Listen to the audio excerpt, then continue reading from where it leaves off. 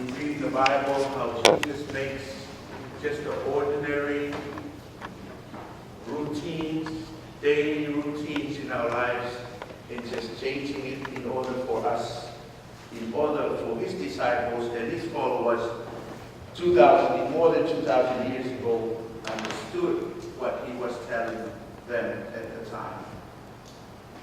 And we are fortunate enough that we have the reporting of that through the Bible. When I was learning how to speak English as a child, part of the way I learned was through repetitions. And the other part was the similes. That was one of my favorite and first things to learn in English about similes, because it is always marked by the word like or as. So every time when I read something in English, so and so is like. And if it's repeated over and over again, it gives me more understanding. So today when we read what Matthew was writing about, I look at the parables as similes. Just a simple use of daily routine, everyday language and life to make us understand the message a lot clearer.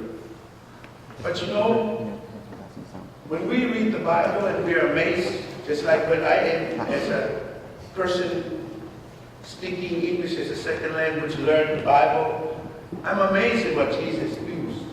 But when it hits you personally, then a whole new world opens up in your understanding, in your faith journey, in your belief, and the challenges that you face.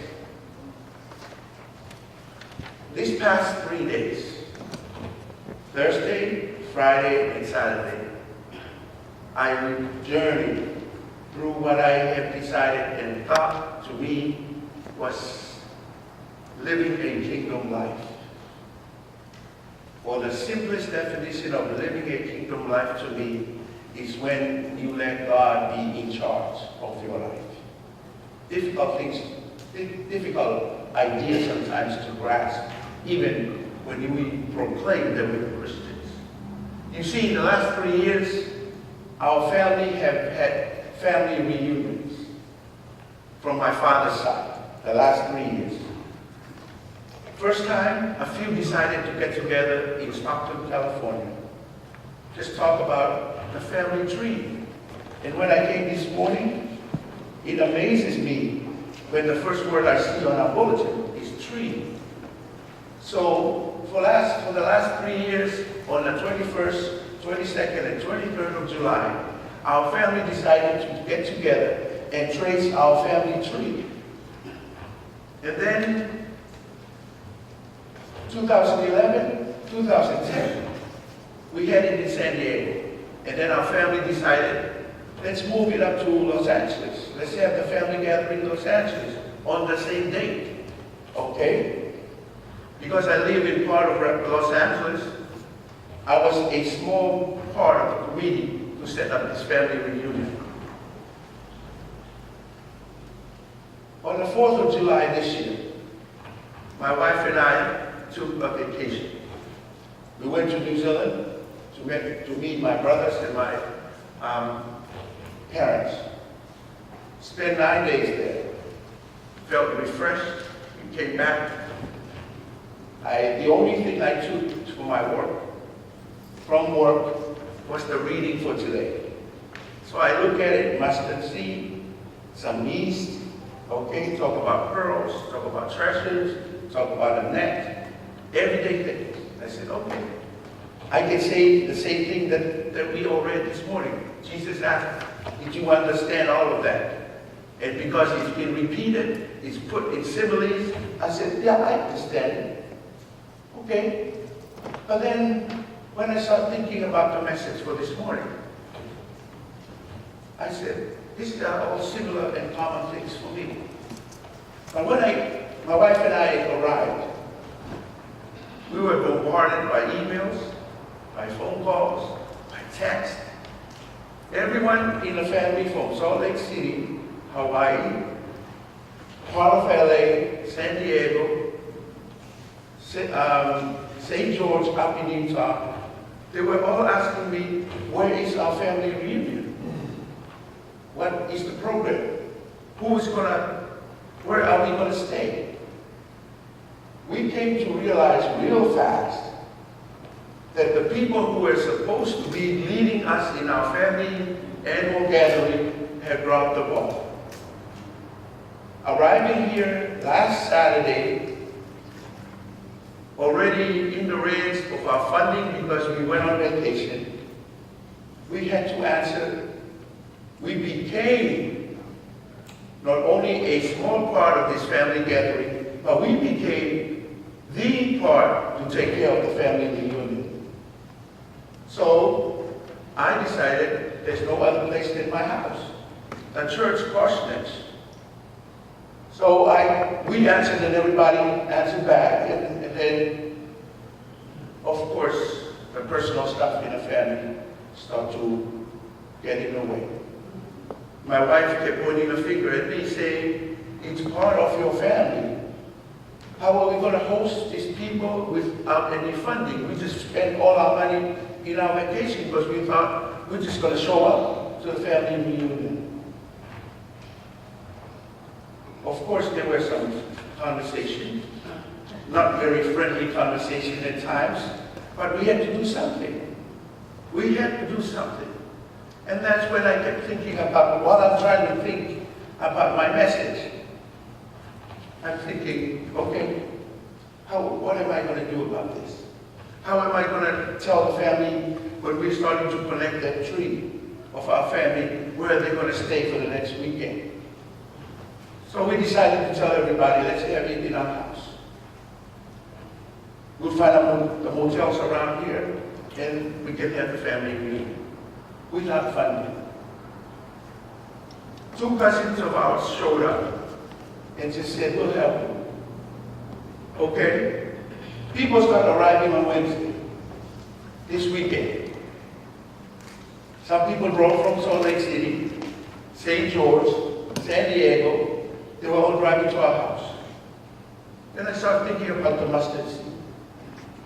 Well, a few people decided 3 years ago in Stockton. When we came to San Diego in 2010, over 100 people showed up. So instead of talking about one branch of the tree, we talk about 5 main branches and many more different branches. Each started to grow. And then when we came here, we had to host more than close to 80 people in our house these past few days. So I'm standing in front of you with probably 2 hours of sleep every night for the last 3 days. But on hindsight, it really, really pointed to me what all these parables were saying to me. I said we didn't have any funding.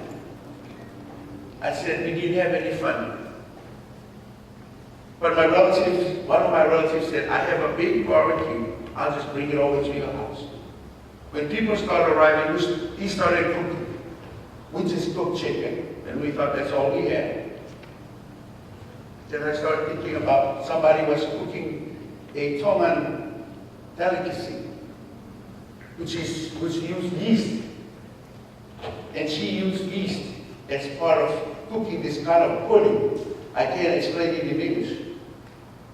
But she cooked in her mind for the 70 people that were already in the house by Thursday.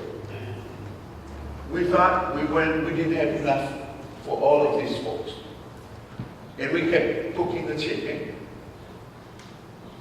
Everybody was fed the first evening. Thursday evening, everybody was fed. Remember, I have to take care of the Tongan Fellowship at First United Methodist Church. We had a choir practice. One of the people, of my relatives, after the meal, we had so much, she picked up the stuff and took it to our church.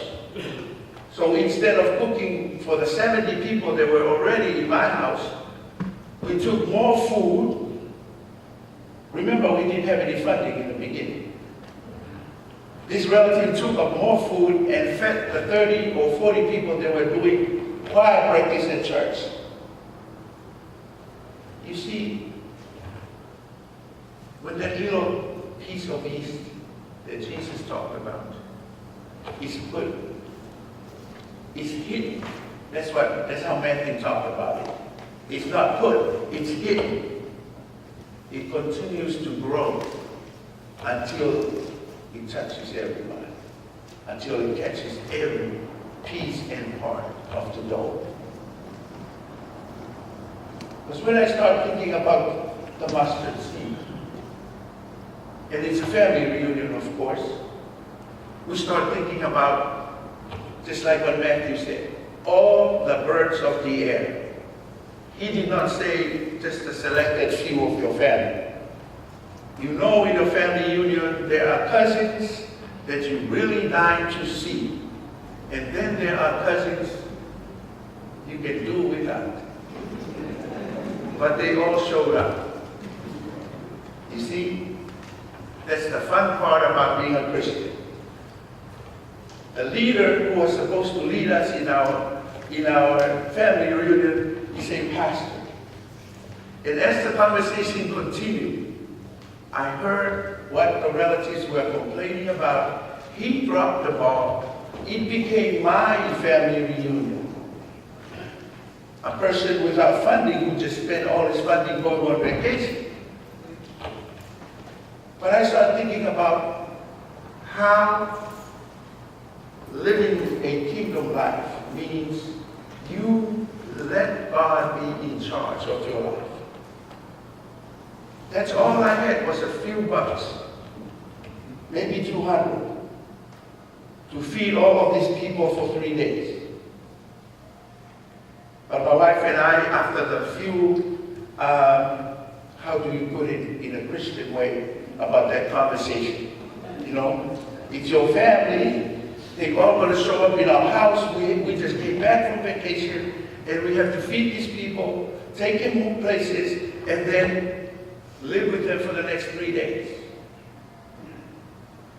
But it's amazing how God turns such ordinary part of our lives.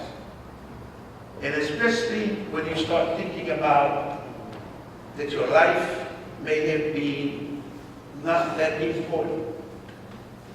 That your life may have been just like yeast.